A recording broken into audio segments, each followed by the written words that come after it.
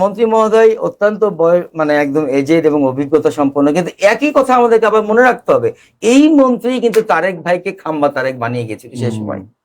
তারেক ভাইয়ের নামের সাথে যে লেজুরটা জুড়ে দিয়েছিল, যেটা একটা রং নিয়ে এতদিন ধরে আমার চলছে, এবং বিদ্রোহের কারণে সেটা কিন্তু ইনার মানে উর্বর মস্তিষ্ক থেকেই কিন্তু বের হয়েছিল। আবার ওই একই মন্ত্রী দেখেন বয়ানগুলা কি উল্টাপাল্টা বয়ান দিচ্ছে। ভারতের সাথে আমাদের আসলে ওই যে বন্ধু বন্ধু ভাব, যে কুসুম কুসুম প্রেম, এটা কোনোদিনই হবে না। এটা ভাইও জানে ভালো করে, ভাইও জানে ভালো করে। কেন হবে না? কারণ হচ্ছে মনে করেন যে আপনার বাসায় একটা কাজের মেয়ে ছিল, সেই কাজের মেয়ের উপরে সব দায়িত্ব আপনি দিয়েছিলেন বাসার। সেই কাজের মেয়ে আপনার এখানে আপনার ছেলে মেয়ে সন্তান সবাইকে খুন করে পুরো বাড়ি লুটতরাজ করে নিয়ে চলে গেছে। আর আপনার প্রতিবেশী পাশের ফ্ল্যাটের লোকটা তাকে হলো আপনার স্থান দিয়েছে।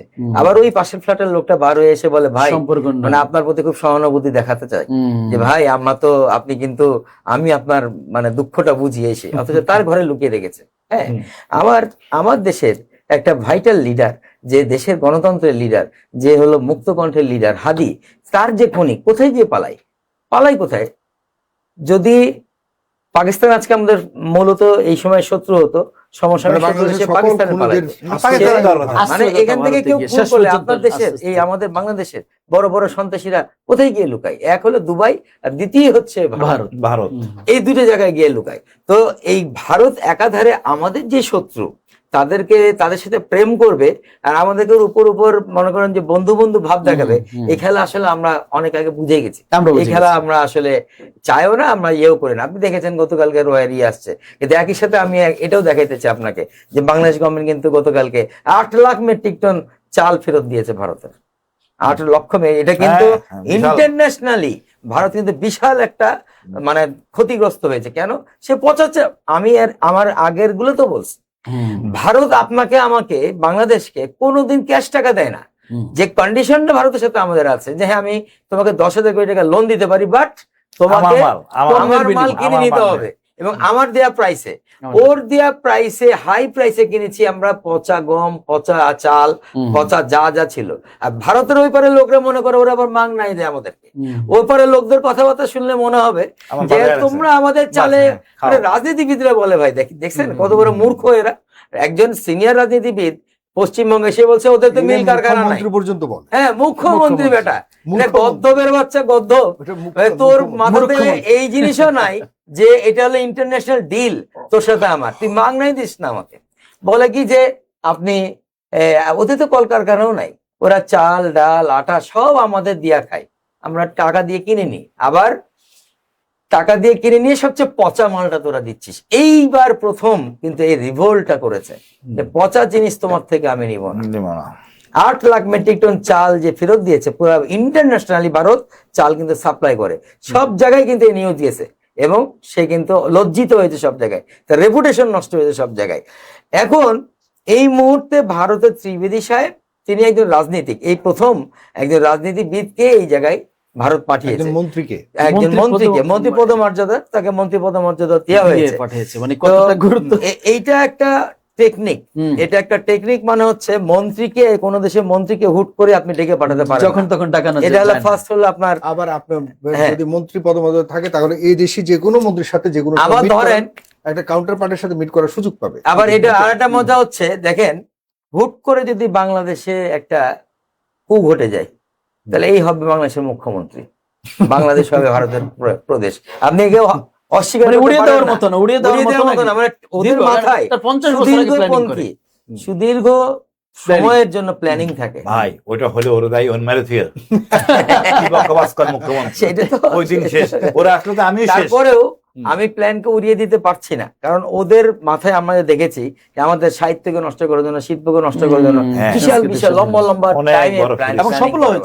সফল হয়েছে সেখানে।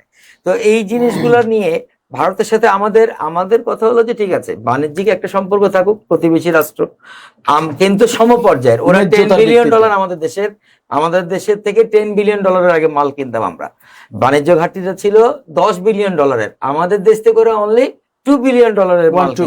তো আমাদের কথা হলো এটা সমান পর্যায়ে না গেলেও কাছাকাছি যাক।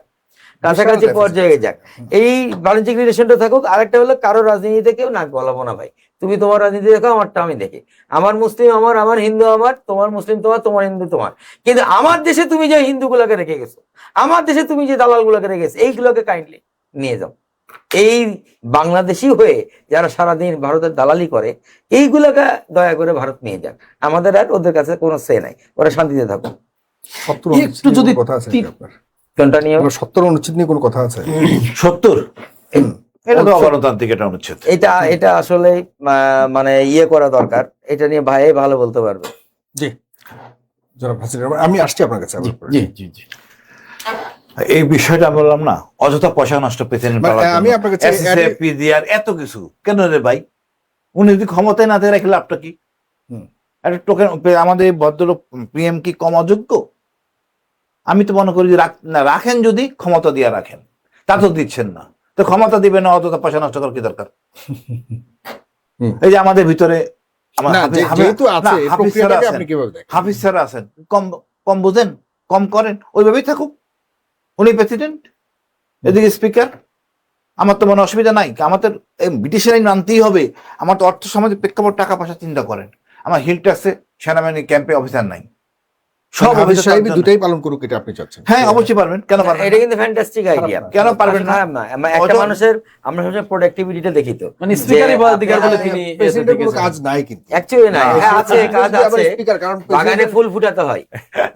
আমরা তো সংবিধানের 54 ধারা তো তাই আছে, তারাও বর্তমানে যে দায়িত্ব পালন করবে স্পিকার, তাহলে আমার খরচ কমে যায়, বিশাল বাজেট ভাই, এটা তো আমি গরিবের জন্য কাজে লাগাইতে পারি, এই যে এত সমস্যা সমাধান করতে পারি, তো কেন আমি অপচয় করবো? চুপ্পু সাহেব তার সারা জীবনে একবারই ঝড় উঠাতে পেরেছিল, ওই যে পাবনাতে একটা ইয়েতে গিয়ে, তখন শেখ হাসিনা গেছিল হলো দেশের বাইরে সফরে, আর মানে ও তখন ওর যে অনুষ্ঠান হচ্ছিল ওখানে সেমিনার, সেই জায়গাতে হঠাৎ করে ঝড় বাতাস উঠেছে, তখন একজন আর্মি অফিসার যে কানে কানে বলছে, স্যার ঝড় উঠছে, আপনি এগুলো কিসের ঝড়?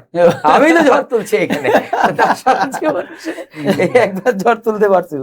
আর ভাই আমাদের ভারত বাংলার সম্পর্ক, এটা মিঠা মিঠা হওয়ার কোনো সমস্যা নাই। স্বাধীনতার পর থেকেই ভারত আমাদের কিছুই দেয় নাই, বলেন একটা ভালো কাজ করছে ভারত আমাদের জন্য, এখন পর্যন্ত না। এর মধ্যে মনে করেন সবখানে ঝাড়া লাগাছে।